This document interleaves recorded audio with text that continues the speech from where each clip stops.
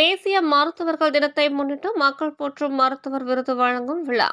கிருஷ்ணகிரி மாவட்டம் மத்தூர் அரசு மருத்துவமனையில் தேசிய மருத்துவர்கள் தினத்தை முன்னிட்டு மக்கள் போற்றும் மருத்துவர் விருது வழங்கும் விழா நடந்தது. இவ்விழாவிற்கு தலைமை மருத்துவ அலுவலர் டாக்டர் அபிராமி தலைமை வகித்தார். அனைத்து வணிகர்கள் சங்க மாவட்ட கௌரவ தலைவர் மதன் முன்னிலை வகித்தார். மத்தூர் அரசு ஆஸ்பத்திரியில் பணியாற்றும் டாக்டர் மதன்குமார், அபிராமி, கார்த்திகேயன், ராம்குமார், ராஜா ஆகியோருக்கு தேசிய மருத்துவ தினத்தை முன்னிட்டு மக்கள் போற்றும் மருத்துவர் விருது நினைவு பரிசு வழங்கப்பட்டது.